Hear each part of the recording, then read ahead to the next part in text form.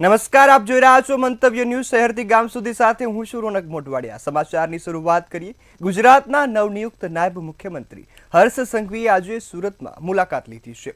ઉમળકાભેર સ્વાગત બાદ Sarsana convention hall ખાતે દિવાળી સ્નેહ મિલન સમારોહ યોજાયો હતો। સુરત પોલીસ, જીએસઆરટીસી, આરટીઓના અધિકારીઓ અને શહેરીજનો સાથે મુલાકાત કરી। તેમણે સુરત પોલીસની સેવા અને સમર્પણની પ્રશંસા કરી છે। ત્યારે ખાકી વર્દીની જવાબદારી અને નાગરિકોની સુરક્ષા માટેની પ્રતિબદ્ધતા દર્શાવી છે। લવ જેહાદ અને ડ્રગ્સ પેડલર્સ સામે કડક કાર્યવાહીના સંકેત પણ આપ્યા છે। ત્યારે તેરા તુજકો અર્પણ કાર્યક્રમ દ્વારા લોકોની મૂળ પરત કરવાનું એક પહેલ પણ શરૂ કરવામાં આવી છે। મારી પર મૂકેલા વિશ્વાસને હું મુખ્યમંત્રી શ્રી ભૂપેન્દ્રભાઈ પટેલના સૈનિક તરીકે, એમના સાથી તરીકે, એમના ટીમના એક સામાન્ય સભ્ય તરીકે ગુજરાતના વધુમાં વધુ નાગરિકોની નાની નાની ચિંતાઓમાં સાથે ઊભો રહીને સાચા હૃદયથી હું એમને મદદ કરવા માટે પ્રયત્ન કરીશ। એમની સાથે ઊભો રહીશ, એમની તકલીફોમાં એમની જોડે ઊભો રહીને કામ કરીશ। અહીંયા બેઠેલા મોટા ભાગના લોકોને ખબર છે કે હું સામાન્ય કાર્યકર્તા હતો ત્યારે રોડ પર ચાની લારી પર લોકોને મળતો હતો, ધારાસભ્ય હતો ત્યારે હું ત્યાં મળતો હતો, ગૃહમંત્રી હતો ત્યારે હું રોડ પર ઉભા ઉભા બી લોકોને મળતો હતો, અને ઉપમુખ્યમંત્રી તરીકે બી તમારો હર્ષ એ જેવો હતો એ મહેસાણાના કડી ભાજપમાં ચાલતો જૂથવાદ ફરી એકવાર દેખાયો છે। ભાજપ સંલગ્ન બે સ્નેહ મિલન સમારોહ એક જ દિવસે રાખવામાં આવ્યા, જેના કારણે હવે વિખવાદની ચર્ચાએ જોર પકડ્યું છે। એક જ દિવસમાં એક જ સમયે સ્નેહ મિલન રાખવામાં આવ્યા છે।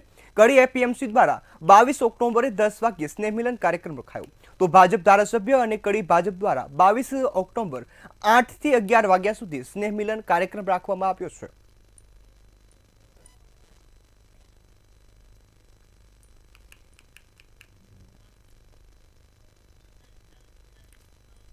અમદાવાદની સાબરમતી સેન્ટ્રલ જેલમાં કેદીઓએ આત્મનિર્ભરતાનું ઉત્તમ ઉદાહરણ પૂરું પાડ્યું છે કે જેમાં કેદીઓ દ્વારા ઉત્પાદન કરવામાં આવેલી વસ્તુઓનું કેદીઓ દ્વારા વેચાણ થયું છે। વર્ષ 2024-25માં જેલના કેદીઓએ 5.09 કરોડના ઉત્પાદન કર્યા છે। આ સાથે જ 3.94 કરોડનું વેચાણ કર્યું છે। જેલમાં વણાટ, દરજી, સુથારી, બેકરી, બુક બાઇડિંગ જેવી અનેક કામો કરવામાં આવે છે। આ સાથે જ આ તમામ જે ઉદ્યોગો ચલાવવામાં આવે છે ને આ કેદીઓ દ્વારા કામ થતું હોય છે, જેમાં કેદીઓ જ ઉત્પાદનથી લઈ અને વેચાણ સુધીનું કામ કરે છે। આ ઉદ્યોગો જેલ વિભાગ દ્વારા આવકનો એક મહત્વનો સ્ત્રોત બનાવવામાં આવ્યા છે। સાથે જ કેદીઓને રોજગાર પણ પૂરું પાડવામાં આવે છે। ઓછા નફામાં વધુ વેચાણની નીતિ અપનાવી અને ખાસ કરીને બેકરી અને દરજી વિભાગને નોંધપાત્ર સફળતા હાંસિલ કરી છે। हमारी जेल में कुछ 7 जितने व्यवसाय चलते हैं, उनमें एक वड़ाट विभाग है, दर्जी विभाग है, सुथारी विभाग है, बेकरी विभाग है, बुक बाइंडिंग का काम भी करते हैं, धोबी का काम भी करते हैं, और हमारा जो जेल का भजिया हाउस जो इतना फेमस है वो भी है। સરખેજમાં સગીરાની હત્યાના કેસમાં મોટો વળાંક સામે આવ્યો છે કે જેમાં પ્રેમ સંબંધમાં થયેલી હત્યા બાદ આરોપી મુંબઈ ભાગી ગયો। પોલીસે ગુનાના મુખ્ય આરોપીને ઝડપી પાડ્યો છે। સમગ્ર મામલે પોલીસે વધુ તપાસ હાથ ધરી છે। આરોપીની ધરપકડ કરવામાં આવી છે, કોણ છે આરોપી, કયા ગુનાનો આરોપી છે, ક્યાંથી ધરપકડ કરવામાં આવી, હત્યા કરવા પાછળનું આખું કારણ શું? એમાં છે થોડા દિવસ પહેલાં સરખેજ પોલીસ સ્ટેશનની હદમાં એક હત્યાનો ગુનો દાખલ થયેલો હતો, અને જેમાં જે મરણ જનાર જે સગીર વયની હતી એની હત્યામાં એક સહઆરોપી હતો। એ સહઆરોપીને અગાઉ હિતેશ પોપટભાઈ ઠાકોર એને અગાઉ ધરપકડ કરવામાં આવેલી હતી, અને મુખ્ય આરોપી જે ઈશ્વર પોપટભાઈ ઠાકોર છે એ તે દિવસે હત્યા કરીને ભાગી ગયેલો હતો। જે અહીંથી હત્યા કરીને પછી બોમ્બે જતો રહ્યો હતો। એની પાસે થોડા ઘણા પૈસા હતા, એણે વાપર્યાને ખૂટ્યા પછી પરત આવતા સરખેજ પોલીસને માહિતી મળતા તેઓએ એને પકડી લીધું છે, અને ગઈકાલે 17:00 વાગે એની જોડે અટક કરવામાં આવેલી છે। નવસારીના વીરાવળ ગામ નજીક આવેલી પૂર્ણા નદીના પૂર પર લગાવવામાં આવેલી એંગલ ફરી એકવાર તૂટ્યું હોવાનું સામે આવ્યું છે। પૂર પર ભારે વાહનોની અવરજવર પણ લાગી હોય છે, જેના કારણે આ એંગલ લગાવવામાં આવી હતી। જોકે ભારે વાહન અથડાતા એંગલ તૂટી પડી છે। એંગલ ફરીથી તૂટતા દુર્ઘટનાનું જોખમ પણ હવે ઊભું થતું જોવા મળ્યું છે।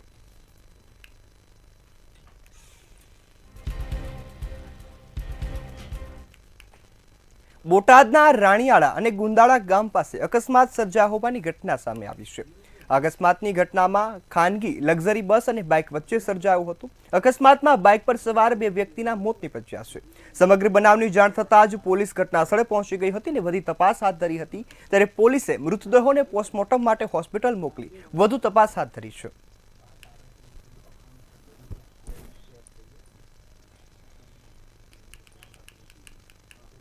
છોટાઉદેપુર બોડેલી પાવી જેતપુર હાઈવે પર અકસ્માત સર્જાયા હોવાની ઘટના સામે આવી. સુકાલ ગામ પાસે દારૂની હેરાફેરી કરતી ગાડીનો અકસ્માત થયો હતો. ગાડીના ચાલકે સ્ટીયરિંગ પરથી કાબુ ગુમાવતા અકસ્માત સર્જાયો હતો. ત્યારે અકસ્માતમાં એક મહિલાનું મોત નીપજ્યું છે, જ્યારે ગાડીમાં સવાર અન્ય 6 લોકો ઇજાગ્રસ્ત થયા હતા.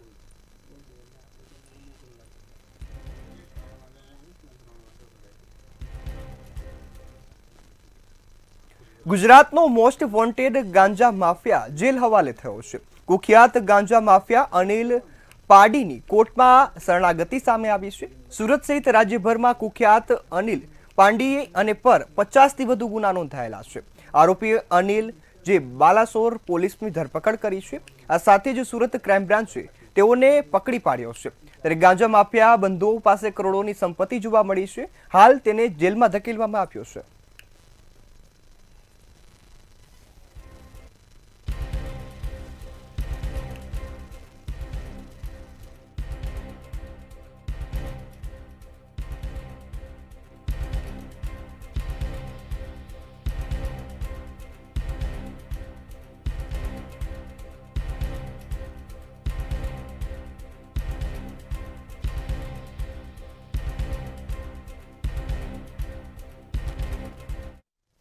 હવે વાત કરીશું પવિત્ર તહેવાર દિવાળીની.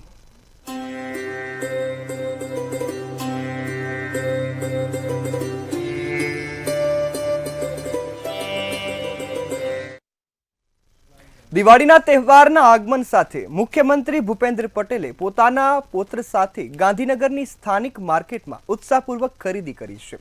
પોતાના પુત્ર સાથે તેઓ સ્થાનિક માર્કેટમાં પહોંચ્યા હતા. સેક્ટર 24માં ફેરિયાઓ પાસેથી દીવડા, પતંગ અને અન્ય વસ્તુઓની ખરીદી કરી છે. તેમણે સ્વદેશી અને વોકલ ફોર લોકલનો જે પ્રચાર કર્યો છે. મુખ્યમંત્રીએ ફેરિયાઓ પાસેથી વાતચીત કરીને શુભેચ્છા પાઠવી હતી. તેમની આ સાદગીથી સ્થાનિક લોકો પ્રભાવિત થયા છે અને સીએમએ કોમન મેન કહીને ઓળખાવવામાં આવે છે. આ ઘટનાએ તેમની સામાન્ય નાગરિક જેવી જીવનશૈલીને ફરી એકવાર સાબિત કરી છે.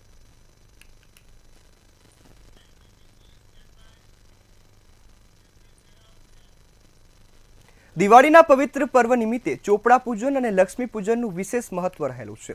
આ અવસરે જૂનાગઢ શહેરના પૂર્વ ડેપ્યુટી મેયર ગિરીશ કોટેચાના ઘરે પરંપરાગત રીતે સાક્ષાત ગૃહલક્ષ્મી સ્વરૂપે વહુઓનું પૂજન કરવામાં આવતું હોય છે. ત્યારે ગીતાબેન કોટેચાએ જણાવ્યું હતું કે તેમના ઘરે મૂર્તિ પૂજાને બદલે વહુઓનું સાક્ષાત લક્ષ્મી માનીને તેમનું પૂજન કરવામાં આવે છે. તેમની આરતી પણ કરાય છે. વર્ષ દરમિયાન થયેલી ભૂલોની માફી પણ માંગવામાં આવે છે. આ પરંપરાનો હેતુ વહુઓને દીકરીનું સન્માન આપવાનું છે અને ઘરની લક્ષ્મી પ્રસન્ન હોય તો મહાલક્ષ્મી આપોઆપ પ્રસન્ન થાય તેવી પણ એક માન્યતા તેમના ઘરમાં રહેલી છે.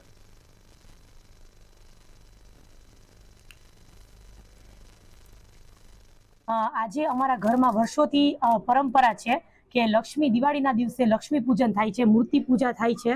પણ એ જ પરંપરાની વિરુદ્ધ કે ભાઈ એ મૂર્તિ પૂજા નહીં પણ સાક્ષાત ઘરની દીકરીઓ અને વહુને લક્ષ્મી માની અને અમારી પૂજા કરવામાં આવે છે, અમારી આરતી ઉતારવામાં આવે છે. કેમ કે અમારા ઘરમાં એવું છે કે ભાઈ દીકરી જો અને વહુ છે હસતી રમતી હશે, એ જો હસતી હશે તો ઓટોમેટિક છે એ લક્ષ્મી આવશે જ તમારા ઘરમાં.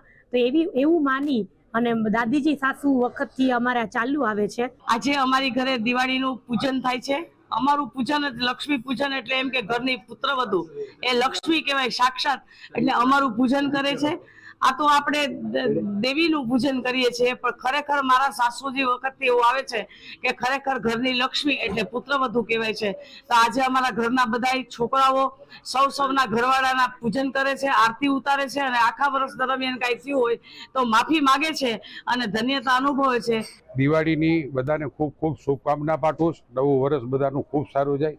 આજે વર્ષોથી ને મારા મધર કહી ગયા ત્યારથી ને અમારા ઘરે જે લક્ષ્મી પૂજન થાય છે ને એ હરેક છોકરાઓ એનું વહુનું કરવાનું, મારા મોટાભાઈ ભાભીનું કરે, હું મારા વાઈફનું પૂજન કરું, પગે લાગવાનું, કંઈ ભૂલ થઈ હોય તેની પાસે માફી માગવાની. અને આ એવી જીવવાની મજા આવે. કારણ કે મારા મધર કાયમ કહેતા કે જે વહુ આવીને જે રાજી થતી હોય ને ઘરની અંદર, એ ઘરની અંદર ક્યારેય પણ કોઈ વસ્તુ નડતી નથી.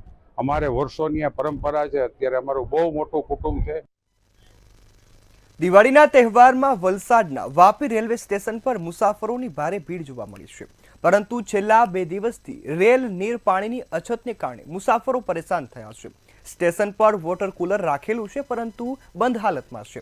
16 સ્ટોલ પણ હોવા છતાં રેલ નીર પાણી મળતું નથી અને બીજી કંપનીના પાણીનું વેચાણ માટે હજુ સુધી પરમિશન પણ આપવામાં આવી નથી. ત્યારે મુંબઈ રેલવે વિભાગને IRCTCએ જે પત્ર લખીને રજૂઆત કરી છે કે અન્ય કંપનીઓનું પાણી વેચવા દેવામાં આવે. ત્યારે રેલવે હેડક્વાર્ટરમાંથી પરમિશન મળે તો બીજી કંપનીઓનું પાણી વેચાય તેવી સ્થિતિ જોવા મળી છે. ત્યારે હાલ તો મુસાફરો પાણી વગર ફાંફા મારી રહ્યા છે.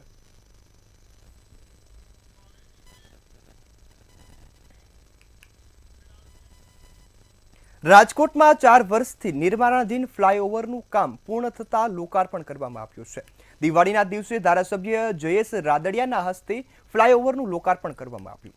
છેલ્લા 1 વર્ષથી ધોરાજી બાજુ જવાના માટે વાહન ચાલકોને 8 કિલોમીટર ફરીને જવું પડતું હતું. શહેરીજનો માટે ફ્લાયઓવર ખુલ્લું મૂકવામાં આવતા શહેરીજનોમાં આનંદની લાગણી જોવા મળી છે. બ્રિજ ઓવરબ્રિજ જે છે ચાલુ થશે તો એસટીને ઘણો ફાયદો થશે. મારી ઘણી બસો હાલે છે ધોરાજી ઉપલેટા પોરબંદર સાઈડ. અમારે પર ડે 8 કિલોમીટર 1.5 કિલોમીટર થાય છે. 9 વખત ફરીને જવું પડે છે. તેથી સમયની બચત થશે અને ડીઝલની પણ બચત થશે. એસટી માટે ખૂબ સારી વ્યવસ્થા છે. હા, ટ્રીપો વધારશું ને અમે. ફ્રીક્વન્સી વધશે, સમય વધશે એટલે એવું વધારશું આપણે. કેટલો ફાયદો છે એસટીને? મારા કમસે કમ 100 કિલોમીટર તો ઓછામાં ઓછા જેટલું ડેપોને પ્લસ થશે. એવા દરેક ડેપોની ગાડીઓ હાલતી હોય ને તો દરેક ડેપોને ઘણો ફાયદો થશે. જસદણની શ્રીનાથજી હવેલીમાં વિવિધ દર્શનનું આયોજન કરવામાં આવ્યું છે, જેમાં દિવાળીની રાત્રે 8 વાગ્યે હટડીના દર્શન યોજાશે તેમજ નૂતન વર્ષ નિમિત્તે ગોવર્ધન પૂજાનું ભવ્ય આયોજન કરવામાં આવ્યું છે, જેમાં મુખિયાજી ઘનશ્યામભાઈ જોશી ઠાકોરજીની આરતી ઉતારશે. અમારે જસદણ પુષ્ટિ માર્ગીય જસદણ વૈષ્ણવ હવેલીમાં અવારનવાર પ્રસંગોપાત મોટે પાયે ઉત્સવો ઉજવાતા હોય છે. એ ઉત્સવોની ઉજવણી નિયમિત રીતે અને બહુ શાનદાર રીતે થતી હોય છે.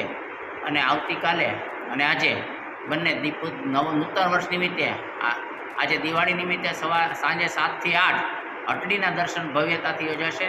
તેમાં પણ શાનદાર હટડી ભગવાન જે કંઈ સોના ચાંદી નવી નોટો બધી એવી રીતે ભગવાન પોતે હટડી ખોલીને બેસશે અને દર્શન આપશે. અને આવતીકાલે તારીખ 21ના રોજ બપોરે અન્નકૂટના દર્શન યોજાશે 12 થી 1. એ પણ બહુ જ ભવ્ય રીતે અન્નકૂટ યોજાય છે. બધા વૈષ્ણવ અન્નકૂટના દર્શન કરવા પધારો અને શ્રીજી બાબાને અન્નકૂટ ધરાય. અન્નકૂટમાં બધી વાનગી ધરાય, કાગુજને 56 ભોગ ધરાય છે. એટલે બધાએ પછી પ્રસાદ લેવાનો અને ખૂબ આનંદથી પ્રસાદ લેવા માટે પધારો. બધાએ 12 થી 1નો સમય છે અન્નકૂટના દર્શનનો. દિવાળીના શુભ પર્વ પર ચોપડાઓનું પૂજન કરવાનું અનેરું મહત્વ રહેલું છે. વેપારીઓ દેવી લક્ષ્મી, દેવી સરસ્વતી અને ગણેશજીની મૂર્તિની પૂજા કરતા હોય છે. ત્યારે બજારોમાં મોટી સંખ્યામાં લોકો વિવિધ પ્રકારના ચોપડા જે રોજમેળાની અકાઉન્ટની બુક ખરીદવા માટે લાઈનો લગાવીને ઊભા છે. આ સાથે જ ચોપડા પૂજનની વિધિમાં જરૂરી આવતા તમામ સામગ્રી જે ખરીદી પણ કરવામાં આવી રહી છે.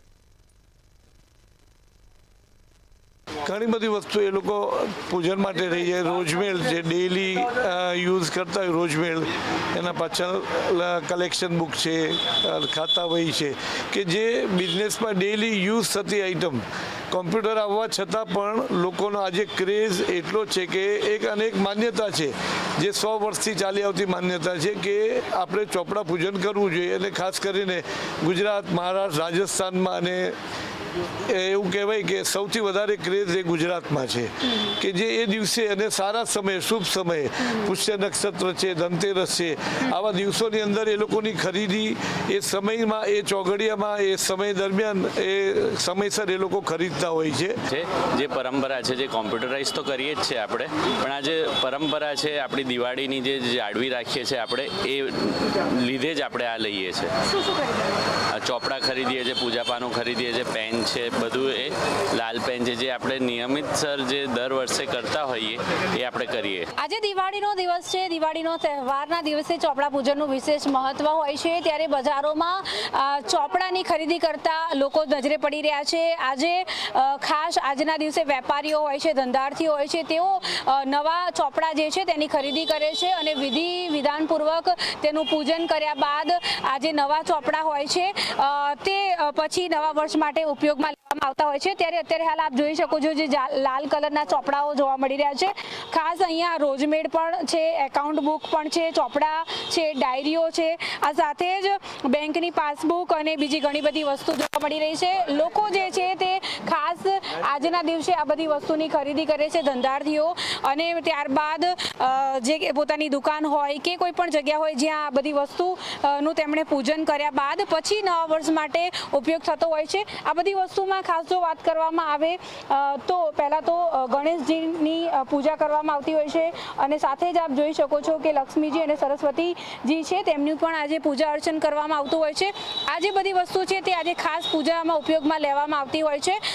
જે આપ જોઈ શકો છો અત્યારે હાલ શ્રી શુભમ શ્રી લાભમ વાળું આ જે બુક છે, આ પ્રમાણેની બુક જે છે તે પણ માર્કેટમાં મળી રહી છે. લગભગ 100 રૂપિયાથી લઈને 1000થી 1500 સુધીની વસ્તુઓ જે છે તે બજારોમાં અત્યારે હાલ જોવા મળી રહી છે.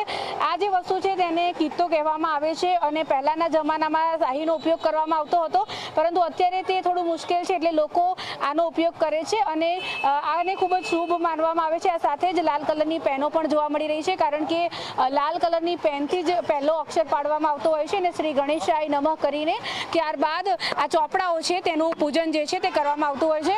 આજનો એ દિવસ છે જ્યારે ખાસ મોટાભાગના જે વેપારીઓ હોય છે તે આ બધા ચોપડા છે તેનું પૂજન કર્યા બાદ પોતાની ધંધાની જે જગ્યા હોય છે ત્યાં પોતાનો રોજમેડ જે છે તે બનાવતા હોય છે. ખાસ જો વાત કરવામાં આવે તો પુષ્પ નક્ષત્ર સહિત અમુક સારા મુહૂર્ત હોય છે ત્યારે ચોપડા પૂજન કરવામાં આવતું હોય છે, પરંતુ અમદાવાદમાં જો વાત કરવામાં આવે તો મોટાભાગના જે વેપારીઓ હોય છે તે આજના દિવસે એટલે કે આજે સાંજ સુધીમાં શુભ મુહૂર્ત છે ત્યારે તેમણે ચોપડા પૂજન કરશે અને ખરીદીનો માહોલ જોવા મળી રહ્યો છે. મોટાભાગના લોકો જે છે તે અત્યારે હાલ અલગ અલગ પ્રકારના ચોપડાઓ જે છે તે ખરીદી રહ્યા છે. ચોપડાના ભાવ વિશે જો વાત કરવામાં આવે તો ગયા વર્ષ કરતાં આ વર્ષે કોઈ પણ પ્રકારનો વધારો નથી. એઝ ઇટ ઇઝ જે પ્રમાણેનો ભાવ હોય છે તે જ ચાલી રહ્યો છે.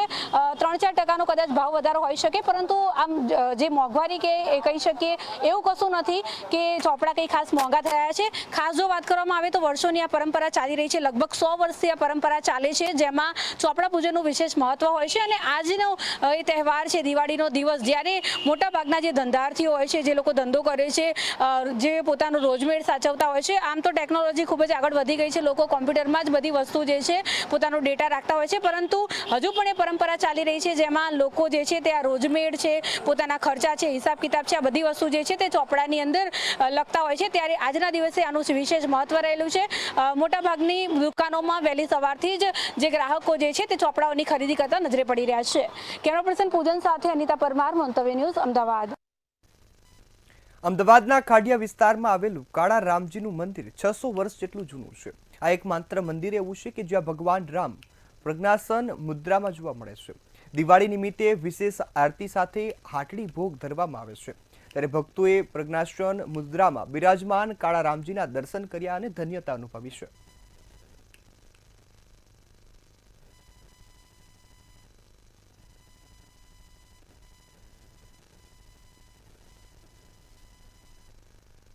પહેલાં તો હું તમને જણાવવા માગીશ કે આ જે કાલારામજી મંદિર છે તે પેશવાઈ સમયનું એટલે કે લગભગ 600 વર્ષથી પણ જૂનું મંદિર છે આ, અને પેશવાઈ સમયનું મંદિર હોવાથી અને બ્લેક સ્ટોન હોવાથી આ કાલારામજી મંદિર તરીકે ઓળખાય છે.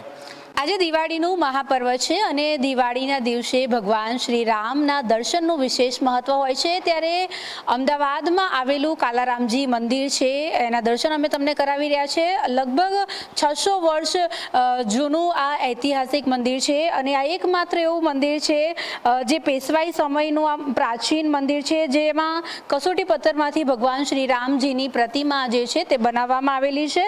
આખા ભારતમાં ભાગ્યે જ પદ્માસન અવસ્થામાં બેઠેલા ભગવાન શ્રી રામના દર્શન ભાગ્યે જ જોવા મળે, કારણ કે મોટા ભાગના મંદિરોમાં ભગવાન શ્રી રામ જે છે તે સ્ટેન્ડિંગ અવસ્થામાં જોવા મળતા હોય છે. ત્યારે અત્યારે હાલ આપ જે મંદિર જોઈ રહ્યા છો તે અમદાવાદની ખાડિયામાં આવેલ રામજી મંદિર જે છે તે છે. અને આ મંદિરની વિશેષતા એ છે કે અહીંયા ભગવાન શ્રી રામ જે છે તે પદ્માસન અવસ્થામાં બેઠેલા છે. ત્યારે ભક્તો જે છે તે આજે અહીંયા દર્શન કરવા આવી પહોંચ્યા છે. આજે ખાસ આજે ભગવાનના દર્શનનું વિશેષ મહત્વ છે. અહીંયા મંદિરના બીજા એક પૂજારી છે, આપણે એમની જોડે વાત કરીશું. પહેલાં તો આ 600 વર્ષ જૂનું મંદિર છે, આનો ઇતિહાસ ખૂબ જ જૂનો છે. ખાસ શું કહેશો, આજે શું શું આયોજન છે?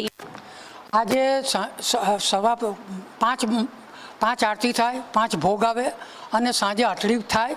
અને બાકી બધી બી ઉત્તમતાના કારણે ભગવાન રામજીને રાતે પણ 10 વાગ્યા સુધી પછી દીપ દર્શન બી થશે. ભગવાન રામ જ્યારે ચિત્રકૂટ ધામમાં પોતાની લીલા કરવા ગયા હતા ત્યારે એ સંધ્યા વંદના કરતા આ એક સ્વરૂપ છે. અને તેને કારણે આવી મૂર્તિ ભારતભરમાં જવલ્લે જોવા મળે તેમ છે. ચોક્કસથી. તો ફરીથી એકવાર તમને ભગવાનજીના દર્શન કરાવીએ. જેમ આપ જોઈ શકો છો કે આજે ભગવાન શ્રી રામને વિશેષ લાલ રંગના વસ્ત્રો જે છે તે ધારણ કરાવવામાં આવ્યા છે. સાથે જ પલની જે જ્વેલરી હોય છે તેનો વિશેષ શૃંગાર જે છે તે કરવામાં આવ્યો છે. ભગવાન શ્રી રામજીની બાજુમાં તમે જોઈ શકો છો કે સીતા માતા છે, તેમણે પણ બેઠેલા જોવા મળી રહ્યા છે. અને લક્ષ્મણજી છે, તેમણે પણ તેમની બાજુમાં તેમને સ્થાન મળ્યું છે. ખાસ જો વાત કરવામાં આવે તો ભારતમાં આ પ્રકારની ભગવાન શ્રી રામની મૂર્તિ છે તે ભાગ્યે જ જોવા મળતી હોય છે. એટલા માટે થઈને અહીંયા અમદાવાદની અંદર આ જે મંદિર છે તે ખૂબ જ પ્રાચીન અને લોકો માટે ખૂબ જ કહી શકાય કે એક આકર્ષણ પણ કહી શકાય, કારણ કે ભગવાન શ્રી રામ બેઠેલી અવસ્થામાં ભાગ્યે જ જોવા મળતા હોય છે. મોટાભાગના જેટલા પણ મંદિરો જે છે, જેમાં અયોધ્યાની વાત કરવામાં આવે કે નાસિકમાં આવેલ મંદિર છે, આ બધી જગ્યાએ ભગવાન શ્રી રામ જે છે તે ઊભેલી અવસ્થામાં જોવા મળતા હોય છે. સાથે તેમણે ધનુષ બાણ જે છે તે ધારણ કરેલું હોય છે. પરંતુ અહીંયા ભગવાનનો એક અલગ અવતાર અને એક અલગ સ્વરૂપ જોવા મળતું હોય છે. એટલા માટે થઈને આ મંદિરે મોટા ભાગના ભક્તો જે છે તે દર્શન કરવા માટે થઈને આવતા હોય છે અને ધન્યતા અનુભવતા હોય છે. ત્યારે આજે વિશેષ રૂપે દિવાળીનું મહાપર્વ છે ને આજે જ્યારે ભગવાન શ્રી રામ અયોધ્યા જ્યારે પરત ફર્યા હતા ત્યારે તેમના સન્માનમાં અયોધ્યાવાસીઓ જે છે તેમણે દીવા પ્રગટાવ્યા હતા. ત્યારે આ દિવાળીના મહાપર્વના દિવસે મોટી સંખ્યામાં આ કાલારામજી મંદિર છે ત્યાં ભક્તો જે છે તે ભગવાનના આજે દર્શન કરશે ને આજે વિશેષ મહાઆરતીનું પણ આયોજન છે.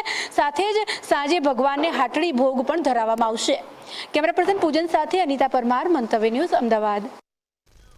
દિવાળી નિમિત્તે સોમનાથ મહાદેવ મંદિરમાં ભવ્ય મહાઆરતીનું આયોજન કરવામાં આવ્યું હતું. વહેલી સવારથી જ મંદિરમાં શિવ ભક્તોની લાંબી કતારો જોવા મળી હતી. હર હર મહાદેવના જયઘોષ સાથે મંદિરનું પરિસર ગુંજી ઉઠ્યું હતું. સોમનાથ ટ્રસ્ટ દ્વારા ભક્તોની સુરક્ષા માટે વિશેષ વ્યવસ્થા પણ ગોઠવવામાં આવી હતી, જેના કારણે ભક્તોએ શાંતિપૂર્વક મહાદેવના દર્શન કર્યા છે.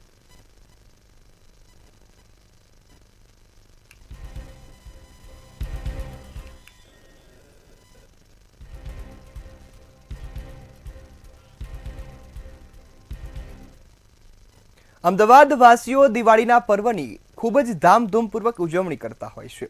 સાથે જ લોકો અનેક સંકલ્પો પણ લેતા હોય છે. ત્યારે આ દિવાળીએ પણ લોકોએ સમાજમાં શિક્ષણ સાથે સાથે સ્વચ્છતા લાવવા માટે સંકલ્પ લીધો છે.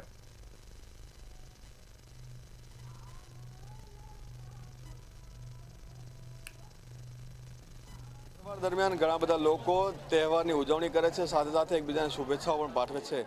પરંતુ ઘણા બધા એવા લોકો પણ છે જે પોતાના અને સમાજના કલ્યાણ માટે વચનબદ્ધ થાય છે. આવા જ ઘણા બધા લોકો છે જે સામાજિક રીતે ઘણી બધી કાર્યો કરે છે. આપણે એની પાસે જાણીશું કે આ વર્ષે તેઓ શું વચનબદ્ધ થવાના છે. અચ્છા, એ જણાવશો આ વર્ષે તમે શું વિચારો છો નવું કે લોકોનું સારું થાય? અમારી સમાજમાં એજ્યુકેશનનું પ્રમાણ નહીવત છે. એ માટે એજ્યુકેશન માટે હું સખત પ્રયત્ન કરીશ, એનો પ્રચાર કરીશ. છોકરીઓ વધુમાં વધુ ભણે, આગળ વધે, ભણતર ઉપર ભાર આપીશ, અંધશ્રદ્ધા દૂર થાય એ વિશે અમે સતત પ્રયત્નશીલ રહીશું. તમે શું આ વર્ષે વચન લેવાના છો? આ વખતે હું જે સમાજની અંદર એક સ્વચ્છતા બાબતમાં અને વધુને વધુ લોકો સ્વચ્છતાની અંદર જાગૃતિ લાવે એ બાબતે હું પણ લઉં છું અને મારી રીતે આગળ બી લોકોને એ બાબતે પ્રેરણા આપીશ. અને આપણું શહેર, આપણું ઘર તો આપણે સ્વચ્છ રાખીએ જ છીએ, એ રીતે આપણે આપણું શહેર બી સ્વચ્છ રાખીએ, જેનાથી ઘણો બધો બેનિફિટ થશે. અંકુરભાઈ, તમે શું પ્રણ લો છો આ વર્ષે? આ વખતે પ્રણ તો આપણે ઘણા બધા લઈએ છીએ, પણ આ વખતે એવું વિચાર્યું છે કે ફક્ત અને ફક્ત એજ્યુકેશન અને યુવાનોને નશામુક્ત કરવા. તો એ બાબતે અમે લોકો આવનાર સમયની અંદર આ દિવાળીથી આવતી દિવાળી સુધી કઈ રીતે વધારેમાં વધારે વિદ્યાર્થીઓને અમે ભણતર આપી શકીએ, શિક્ષણ બાજુ વાળી શકીએ, અને તેમજ કેટલામાં વધુ યુવાનોને નશામુક્ત કરી શકીએ તેવું પ્રણ લઈશું અને એને લગતા કાર્યક્રમો કરીશું. તો સાથે સાથે પૂર્વ વિસ્તાર પણ છે. પૂર્વ વિસ્તાર માટે આપનું શું વચન છે? પૂર્વ વિસ્તાર માટે મારું એક આ વચન છે કે એક તો લોકો મધ્યમ વર્ગના લોકો વધારે રહે છે અહીંયા, અને પૂર્વ ઝોનમાં લોકો કોઈ જ જાતનું કામ કરતા નથી. તમે જોશો તો રોડથી લઈને ગટરથી લઈને પાણીથી લઈને બધા એક હેરાન જ છે, કોઈનું કામ થતું નથી. અને આ લોકો એક જ છે કે એ લોકો પશ્ચિમ બાજુ ધ્યાન વધારે આપે છે, પૂર્વ બાજુ ઓછું આપે છે. એટલા માટે પૂર્વમાં અમે એ રીતનો અમે કરવાના છે કે અમે સૌથી વધારેમાં વધારે પૂર્વમાં કામ થાય અને લોકોના ફાયદા થાય એ રીતનો અમે આખો પ્રણ લેવાના છે. અને જે ભણવામાં લોકોને એ થઈ રહ્યું છે એ ભણવા માટે બી અમે પ્રયત્નશીલ લોકોને કરવાના છે. અચ્છા, યુવાન તરીકે તમે શું માનો છો, શું વચનબદ્ધ થવાના છો? આ વર્ષે શું એવું કરશો કે લોકોને ફાયદો થાય, સમાજને ફાયદો થાય? આપણાથી બને એ આપણે જે યોગ્ય છીએ એટલી સમાજ સેવા કરવાની.